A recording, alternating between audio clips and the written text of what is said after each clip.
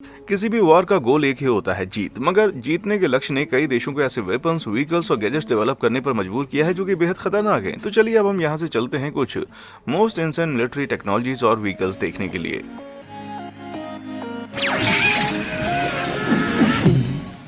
Tactical tech 56 inch long, 18 inch ऊंचा और 8 inch wide. ये एक बहुत ही बड़ी और काफी डरावनी गन है। भले ही इसका वजन सिर्फ 16 LBS है, मगर इसमें बुलेट्स लोडेड नहीं है, बल्कि इसमें बैटरीज हैं और वो भी 14.4 वोल्ट लिथियम बैटरी। यह एक ड्रोन गन टैक्टिकल है जिसे ड्रोन शील्ड ने बनाया है और ये एक काउंटर ड्रोन वेपन है जो वर्ल्ड की सभी मिलिट्री यूनिट्स यूज करती हैं। आजकल मिलिट्री ड्रोन हो या कमर्शियल ड्रोन, सारे ड्रोन हर देश के लिए एक बहुत बड़ा खतरा बन चुके हैं। जैसे कि 2018 में वेनेजुएला के प्रेसिडेंट पर एक्सप्लोजिव लगे हुए 2 ड्रोन से हमला हुआ जिससे वो बाल बाल बचे। ड्रोन गन टैक्टिकल को ऐसे थ्रेट्स मिटाने के लिए ही डिजाइन किया गया है। रेडियो फ्रीक्वेंसी जैमिंग का उपयोग करके ये ऑपरेटर लिंक्स को तोड़ देता है और ड्रोन को 1.5 मील दूर गिरा सकता है। ऑपरेटर को सिर्फ लाइन ऑफ साइट मेंटेन करनी है और ट्रिगर दबाना है। ऐसा करने पर फ्रीक्वेंसीज ड्रोन की वीडियो सिग्नल्स ब्लॉक कर देती हैं और उसे लैंड करने के लिए फोर्स करती हैं या फिर उसे उसके स्टार्टिंग पॉइंट पर वापस भेज देती है। इन गन्स का उपयोग हाई प्रोफाइल इवेंट्स में किया गया है, जैसे कि 2019 के साउथ एशिया गेम्स। इन गेम्स के दौरान उन्होंने 7 कमर्शियल ड्रोन गिराए, जिनमें से 4 ऐसे थे जो फिलीपींस के प्रेसिडेंट के फ्लाइट प्लान के रास्ते में थे और सस्पिशियस भी थे। मैं कह सकता हूँ कि ये प्लान सफल हो सकता था, लेकिन थैंक्स टू ड्रोन गन कि ये सेफली लैंड हो गया और फेल हो गया। ब्रिलियंट बजूका। सारे anti drone weapons frequency jammers पर रिलाय नहीं करते हैं। स्काईवॉल 100, जिसे ब्रिटिश कंपनी ओपन वर्क्स ने बनाया है, वो एक अलग तरीके के ड्रोन डिफेंस सोल्यूशन पर काम करती है। हालांकि ये ड्रोन के साथ ज्यादा फिजिकल हो जाता है। Shoulder mounted compressed gas gun का वजन लगभग 22 पाउंड होता है, लेकिन ये बजूका बैटरी पैक नहीं कर रहा है। एक बार जब स्मार्ट स्कोप टारगेट रेंज पर लॉक हो जाता है और ट्रिगर को दबा दिया जाता है, तो ये जाल कैरी करने वाला प्रोजेक्टाइल लॉन्च करता है। ये ड्रोन के चारों तरफ चिपक जाता है और इसके ब्लेड को काम करने से रोकता है। जैसे ही आसमान से ड्रॉप होता है, डिप्लॉयमेंट जाल से जुड़ा एक छोटा पैराशूट खुलता है जो ध्यान रखता है कि ड्रोन जमीन पर ना गिरे, क्योंकि भीड़ भाड़ वाले इलाकों में इससे एक बड़ी समस्या हो सकती है। ड्रोन गन के विपरीत यहाँ उस ड्रोन के पास अपने स्टार्टिंग पॉइंट पर लौटने का चांस नहीं है और इसे फॉरेंसिक जांच के लिए ले जाया जा सकता है। स्काईवॉल 100 को भी रैपिडली रिलोड किया जा सकता है, जिसका अर्थ है कि एक सिंगल ऑपरेटर कुछ ही मिनटों में मल्टीपल टारगेट्स को नीचे ला सकता है। नो वंडर वे इसे स्काईवॉल कहते हैं। IRL M boat. फील्ड में मिलिट्री स्नाइपर को अक्सर काफी डिफिकल्ट वर्किंग कंडीशंस का सामना करना पड़ता है। यदि हवा तेज है, धूल उड़ रही है या फिर उनका टारगेट स्थिर नहीं रहता है, तो एक अच्छा शॉट लगाना इम्पॉसिबल हो सकता है। लेकिन 2014 में द यूनाइटेड स्टेट्स की defence advanced research projects agency DARPA ने एक गेम चेंजर चीज स्नाइपर को प्रेजेंट किया है। वो है एक self guided sniper bullet extreme accuracy tasked ordnance program उर्फ EXACTO. Real time optical guidance system के साथ खास रूप से डिजाइन किए गए एम्यूनिशन का उपयोग करता है। ये ज्यादातर कंडीशनल एलिमेंट्स जैसे विंड और पुअर विजिबिलिटी के लिए कंपनसेट करके बुलेट को लक्ष्य तक ले जाता है। ये तब भी काम करता है जब यूजर को स्नाइपर राइफल का ज्यादा अनुभव नहीं हो। आप देख सकते हैं जब राइफल यूजर अनट्रेंड होता है तब भी 0.50 कैलिबर की बुलेट टारगेट को हिट करती है। जब वो मूव करती हो तब भी। दिलचस्प बात यह है कि टेस्टिंग प्रोग्राम 2015 में खत्म हो गया और तकनीक की डेवलपमेंट को रोक दिया गया, लेकिन 2016 में रशिया स्मार्ट बुलेट के अपने वर्जन के साथ आगे आया, ये दावा करते हुए कि ये 6 मील से अधिक दूर के टारगेट को हिट कर सकता है। और यहाँ मैं सोच रहा था कि एम बोट केवल वीडियो गेम में एग्जिस्ट करते हैं भाई। Tank boat. आप आमतौर पर कोई व्हीकल को देखकर अनुमान लगा सकते हैं कि ये क्या करता है, लेकिन इस चीज के लिए अनुमान लगाना काफी मुश्किल हो सकता है। क्या ये एक टैंक है, एक बोट या न्यूक्लियर पावर्ड सैंडकास्टल डिस्ट्रॉयर? ये वास्तव में यूएस मरीन कॉर्प का ultra heavy lift amphibious connector है, एक प्रोटोटाइप एम्फीबियस व्हीकल जिसे लगभग कहीं भी डॉक करने के लिए डिजाइन किया गया है। हालांकि ये सिर्फ एक हाफ स्केल प्रोटोटाइप है। फाइनल व्हीकल 84 फीट लंबा है और 34 फीट ऊंचा माना जाता है और साथ ही साथ 190 टन तक कार्गो या 3 मैन बैटल टैंकों को ले जाने में सक्षम होगा। Track capture air foam block से बने होते हैं जो कि 20 नोट्स यानी कि लगभग 23 मील प्रति घंटे की टॉप स्पीड से पानी में क्राफ्ट को आगे बढ़ाने के लिए फ्लिपर्स की तरह एक्सटेंड होते हैं। लेकिन जब ये बीहेमोथ समुद्र तट से टकराता है तो फॉर्म फ्लैट होकर टैंक या बुलडोजर में लगे ट्रैक में ट्रांसफॉर्म हो जाता है, हालांकि सॉफ्टवेयर टेक्सचर में।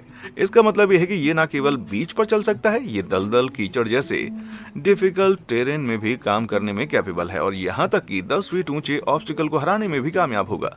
वैसे तो इस इनक्रेडिबल कंसेप्ट को 2014 में अनवेल किया गया था, लेकिन तब से इसके डेवलपमेंट पर कोई अपडेट नहीं है। हो सकता है कि वे इसका स्टील्थ वर्जन बना रहे हो। देखने में इतना अजीब लगता है कि मुझे नहीं लगता कि इस चीज को रडार के नीचे से चलाकर या स्विम करके निकाला जा सकता है।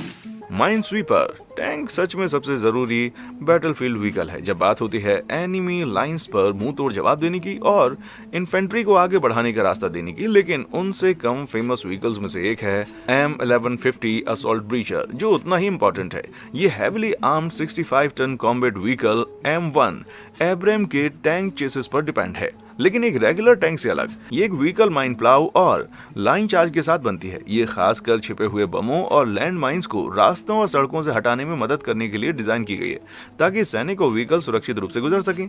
ऐसा करने के लिए सबसे पहले M1115 लाइन चार्ज का उपयोग करता है। ये रॉकेट है जो कि एक्सप्लोजिव्स की एक स्ट्रिंग को 500 फीट तक ले जाते हैं, जिसे बाद में डिप्लॉय किया जाता है और वो जमीन में छिपी किसी भी माइन को डिस्चार्ज कर देता है। फिर व्हीकल 15 फीट लंबे माइन प्लाउ के साथ आगे बढ़ता है। ये बचे हुए एक्सप्लोजिव्स को जमीन से बाहर निकालता है और उन्हें साइड में करके बाकी व्हीकल के लिए रास्ता साफ कर देता है। 14 इंच की डेप्थ बरकरार रखते हुए इसकी आर्म्स प्लाउ के फ्रंट गाइड के डिफरेंट सेक्शन तक पहुंचते हैं, ताकि टेरेन में बहुत गहराई तक जाकर व्हीकल फंस न जाए। इतने स्पेशलाइज्ड इक्विपमेंट के साथ इनमें से हर एक व्हीकल की कीमत $3.7 मिलियन है। ठीक है, मुझे यकीन है कि सेना को स्काई हाई बटालियन की तुलना में इसकी स्काई हाई कीमत ज्यादा नहीं लगेगी। टायरलेस टायर फ्लैट होने से बुरा कुछ भी नहीं है, लेकिन एक्टिव वॉर जोन के बीच टायर फ्लैट हो जाए तो, जैसे कि गोलियों और शार्पनेस के बीच में टायर बदलना काफी कठिन नहीं था, है ना।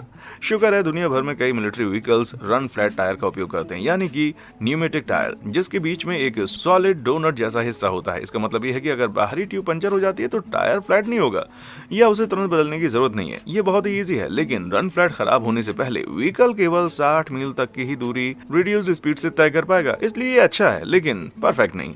हालांकि अमेरिकी सेना के पास कुछ ऐसा है जो कि टायर में एयर प्रेशर को पूरी तरह से दूर कर देगा। तो मिलिए नॉन न्यूमेटिक टायर से, जिसे रेजिलिएंट टेक्नोलॉजीज द्वारा डिजाइन किया गया है। ट्रेड बैंड और रिम के बीच हनीकॉम स्ट्रक्चर में पॉलीमेरिक वेब का उपयोग करते हुए व्हील पूरी तरह से पंचर रेजिस्टेंस होने के साथ साथ हवा से भरे टायर जैसा होता है।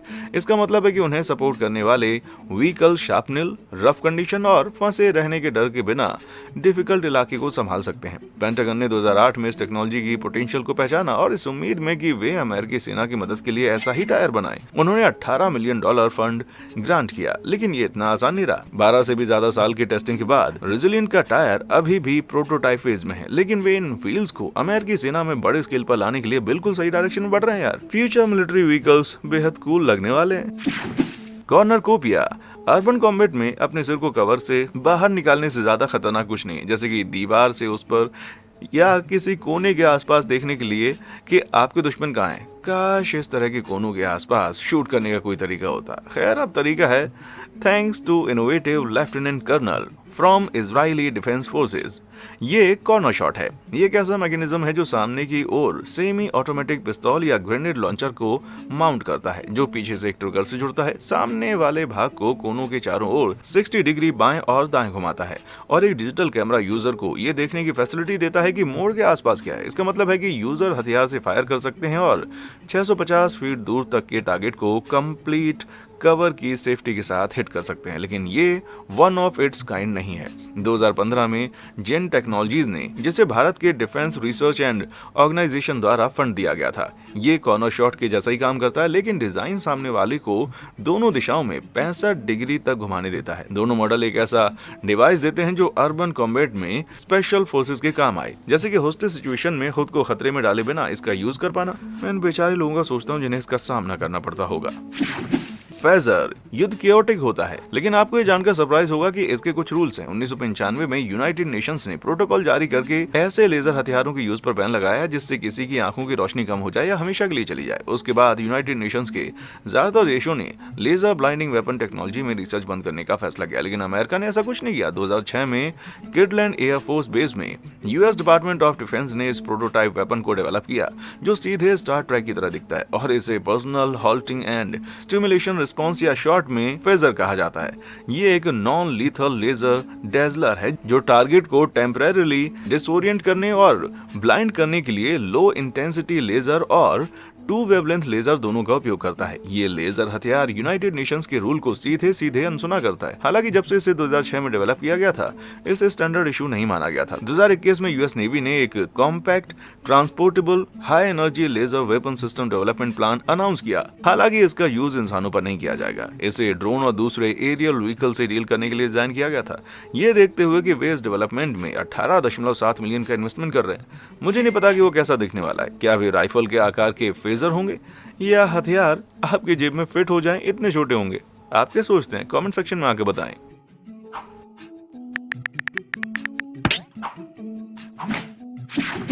Fire scout. अब मैं कोई एरोस्पेस इंजीनियर तो हूं नहीं, लेकिन अगर आप मुझसे पूछेंगी कि क्या हेलीकॉप्टर को एक ऐसे विंडशील्ड की जरूरत है जिससे आर पार पायलट देख सकता हो, तो मैं कहूंगा हाँ। यही कारण है कि इस चीज को मूविंग प्लेटफॉर्म में इसकी विंडस्क्रीन ब्लैकआउट के साथ टेक ऑफ करते हुए देख पाना पागलपन जैसा लगता है। हालांकि चिंता न करें, पायलट बिल्कुल ठीक से देख सकता है, क्योंकि वो वास्तव में एयरक्राफ्ट के अंदर नहीं है। ये Northrop Grumman MQ-8 Fire Scout series है, जो पूरी तरह से अनमेंटेड हेलीकॉप्टर है, जिसे reconnaissance, situational awareness, aerial fire support और ग्राउंड, एयर और सी फोर्सेस के लिए प्रिसाइज टारगेट देने के लिए डिजाइन किया गया है। ये लगभग 700 LBS की मैक्सिमम पेलोड कैपेसिटी के साथ 12 घंटे तक हवा में रह सकता है। ये एक बड़े और ज्यादा केपेबल ड्रोन की तरह है। एक ऑटोनमस फ्लाइट कंट्रोल सिस्टम के साथ कन्वर्टेड कॉप्टर में एडवांस सेंसर की एक इंटीग्रेटेड सीरीज है, जो कि दिन में और कम रोशनी में फुल मोशन वीडियो जनरेट करती है। इतना ही नहीं, बल्कि 2021 में उन्हें सी में अल्ट्रासोनिक सोनोबॉय तैनात करने के लिए अडॉप्ट किया गया था। फायर स्काउट को डेटा वापस भेजने से पहले ये छोटे डिवाइसेस दुश्मन के जहाजों, सबमरीन और यहां तक कि पानी में मौजूद माइंस का पता लगाने के लिए साउंड एनर्जी का उपयोग करते हैं, जिसे बाद में एक मैन्ड यूनिट में रिले किया जाता है। 100 मील दूर तक के पानी में डिटेल डेवलपमेंट गाइड करते हुए ये मेथड पायलट और आसपास के जहाजों के क्रू को नुकसान होने से बचाती है। यार, क्या ऐसा कुछ है जो ये मशीन नहीं कर सकती? K9 vision. जहां दुनिया भर की सेनाएं ज्यादातर दुश्मन को डराने धमकाने वाली स्कीम का यूज करती हैं, वहीं कुछ लोग डॉग्स का इस्तेमाल करते हैं। सर्विस डॉग्स का उपयोग 19th सेंचुरी के लेटर पार्ट से पूरी दुनिया के मिलिट्री ऑपरेशंस में किया जाता रहा है, जिसमें मैसेंजर, एक्सप्लोजिव्स का पता लगाने और अटैक फोर्स जैसे काम शामिल हैं। और जैसे जैसे इंसान के लिए तकनीक डेवलप हुई, वैसे कुत्तों के लिए भी हुई है। Thanks to French innovation K9 vision system, जिसे रैक्स स्पेक्स भी कहा जाता है। ये एक अटैच्ड कॉलर से जुड़े गॉगल्स हैं, जिनमें खास रूप से डिजाइन किया गया K9 कैमरा सिस्टम होता है। कैमरा गॉगल्स के टॉप पर लगा होता है, जो फुटेज को वायरलेस से अपने हैंडलर को ट्रांसमिट करने से पहले कुत्ते को जो कुछ भी दिखता है उसे कैप्चर करता है। इससे यूनिट को अपने सैनिकों को भेजने से पहले सिचुएशन का अंदाजा लगाने में मदद मिलती है और अपने लॉयल हाउंड्स पर लगातार नजर रखने में भी। केवल 140 ग्राम वजन वाले मास्क और 200 ग्राम के कॉलर के साथ पूरा सेट इतना हल्का है कि ये कुत्ते के परफॉर्मेंस को खराब नहीं करता। डिवाइस वाटरप्रूफ भी है, कैमरा में इंफ्रारेड कैपेबिलिटीज भी हैं और गॉगल्स में एक माउंटेड टॉर्च इंक्लूडेड है। यहाँ तक कि कुत्ते को कमांड देने के लिए एक रेडियो स्पीकर सिस्टम भी है, जिससे आसपास के टारगेट के बारे में कमांड दी जा सकती है। लेकिन अगर मेरे पास इनमें से कोई एक भी होता ना, तो मैं ये पक्का दिखावा करता कि कुत्ता बात कर सकता है। जमीन पर जाओ, अपने हाथ ऐसे रखो जहां मैं उन्हें देख सकता हूँ। ठीक है, now give me a treat human. Ghost tank. किसी नाम के साथ घोस्ट शब्द जुड़ने से चीजें और ज्यादा डरावनी बन जाती हैं। Ghost paper, ghost light, ghost tank, hang on, ghost tank, ये सच नहीं हो सकता ना। खैर, स्वीडिश सेना के बारे में काफी हद तक सही है। CV90120 टी घोस्ट एक बैटल टैंक है, जो अपने एनिमीज पर अटैक के लिए यूनिक कैमोफ्लेज का उपयोग करता है।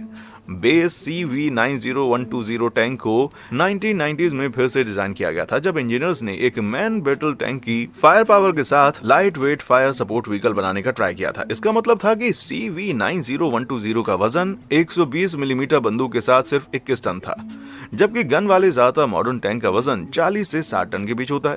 लो, अब थिक आर्मर भी निकाला गया, इसलिए वजन बढ़ाए बिना टैंक को सुरक्षित रखने के लिए BAE सिस्टम एक इजी प्रोटोटाइप सुरक्षा के साथ बनाई गई। ADAPTIV एक thermal camouflage system individual module tank के किनारों को हनीकॉम्ब बनाते हैं, जो ऐसे एलिमेंट से बने होते हैं जिन्हें बहुत जल्दी ठंडा या गर्म किया जा सकता है। साथ ही इलेक्ट्रॉनिक प्रोग्रामिंग की मदद से इंडिविजुअली कंट्रोल किया जा सकता है। ये दुश्मन के टैंक के हीट सिग्नेचर को छिपाने के लिए अलग अलग पैटर्न बनाने के लिए अलाउ करता है, जिससे कि ये एक साधारण कार जैसा लगता है। ये दूसरे शेप्स की भी नकल कर सकता है, जैसे कि ट्रक या यहाँ तक कि मूस। यार, अगर स्वीडन कभी युद्ध का मैदान बन जाए ना, तो हमलावर सोचेंगे कि इस देश में बहुत सारे आर्म्ड मूस हैं।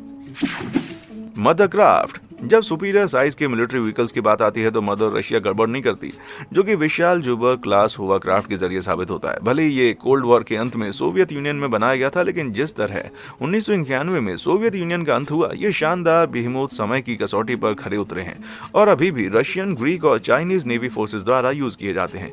ये एम्फीबियस 5 गैस टरबाइन इंजन द्वारा एयर कुशन तकनीक का यूज करता है, जहां एक टरबाइन 12,100 हाउस पावर प्रोड्यूस करता है। ये 63 मील प्रति घंटे की टॉप स्पीड के साथ 300 मील से ज्यादा लहरों को पार कर सकता है। एयर कुशन भी जुबर को जमीन पर सरकने देता है, इसलिए ये अपने पेलोड को किनारे तक ले जा सकता है। हालांकि 187 फीट लंबा और 84 फीट चौड़ा ये बीस्ट किनारे पर उतरता नहीं है, बस ये समझो कि उसे निकल जाता है।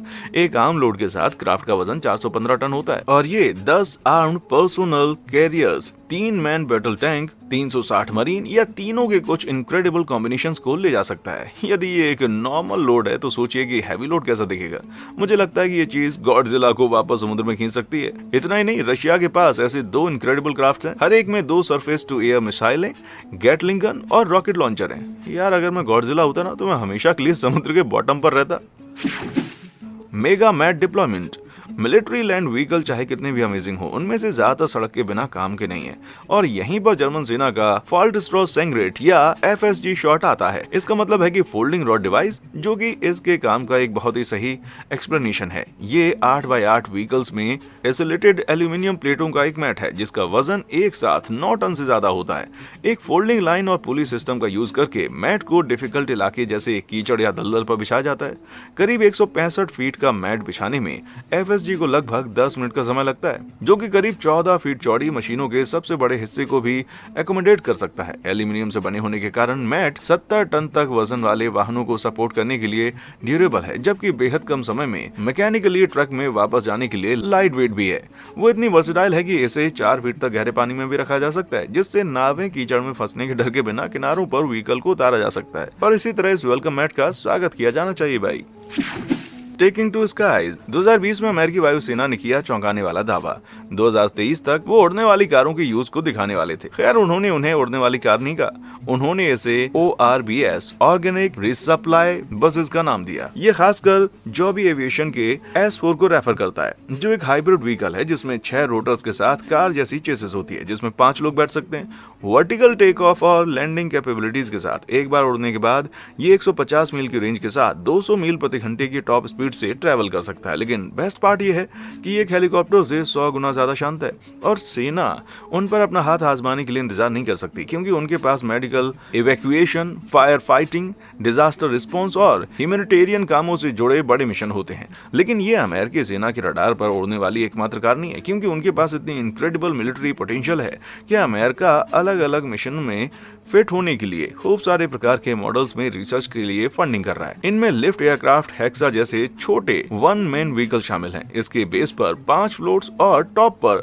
18 इंडिपेंडेंट इलेक्ट्रिक मोटर और प्रोपेलर हैं, जिससे ये फ्लाइंग पॉड पानी के साथ साथ जमीन से भी उड़ सकता है। ये सर्च और रेस्क्यू मिशन के लिए बिल्कुल सही है। लेकिन अमेरिकी सेना ने कुछ और गलत विचित्र डिजाइनों पर भी ध्यान दिया है, जैसे कि कॉन्सेप्चुअल हमवी कॉप्टर, जो रात में छापेमारी कर सकते हैं या युद्ध के मैदान से घायल सैनिकों को ला सकते हैं। मुझे लगता है कि ये सबसे बेहतरीन अमेरिकन चीज है भाई। ऐसा लगता है कि मिलिट्री एंडेवर के लिए कोई लिमिट नहीं है। The flying jeep. अगर फ्लाइंग हमवी के आइडिया ने आपको चौंका दिया है तो आप इस अगले व्हीकल को बेहद पसंद करने वाले हैं। एडवांस टैक्टिक्स से बनी खूबसूरत नाम वाली ब्लैक नाइट ट्रांसफॉर्मर। क्या आपको भी ऐसा लग रहा है जैसे क्रिस्टोफर नोलन और माइकल बे ने एक साथ एक फिल्म बनाई है? 2010 के बाद से डेवलपमेंट में रही ये multipurpose hybrid car slash aircraft एक प्रूफ ऑफ कॉन्सेप्ट व्हीकल है। ये रोटर्स के साथ 8 पावरफुल इंजन को जोड़ती है और 4400 LBS चेसिस को हवा में 10,000 फीट तक उड़ने के लिए इनफ थ्रस्ट प्रोवाइड करती है। ये सिर्फ आसमान के लिए नहीं बना, अपने स्पेसिफिकेशन के अनुसार एक लैंड व्हीकल के रूप में ये 70 मील प्रति घंटे की टॉप स्पीड को भी हिट कर सकेगा।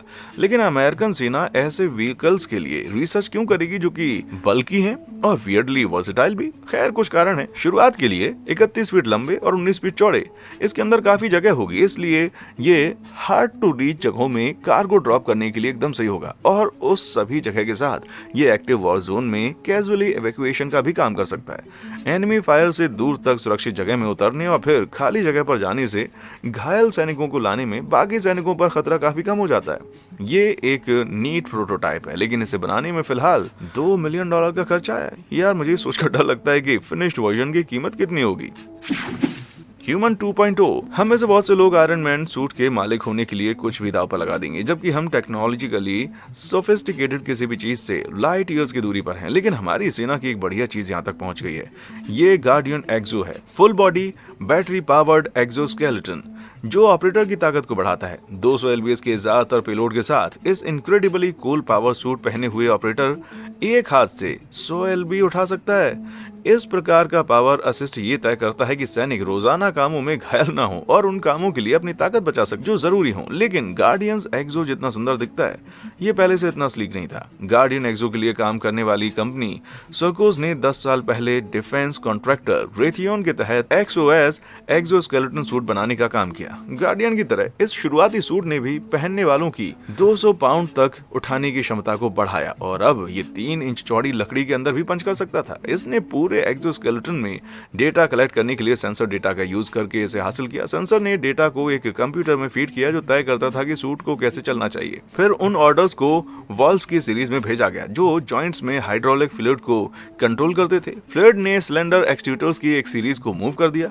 जो केबल्स को मूव करता था, जैसे कि टेंडन रोबोटिक लिम्स को पुल करते हैं। मुख्य ड्रॉबैक था कि इसे काम करने के लिए एक मुख्य पावर सोर्स से जोड़ा जाना जरूरी था। इसके लिए इसके लिमिटेड एप्लीकेशन ही हैं। फिर भी इस जैसी अच्छी चीज का यूज करने के लिए कुछ तो होना पड़ेगा, है ना? आपको इनमें से कौन सी मिलिट्री टेक्नोलॉजीज और व्हीकल सबसे ज्यादा अमेजिंग लगी, मुझे कमेंट सेक्शन में आकर बताएं। और हाँ, देखने के लिए शुक्रिया।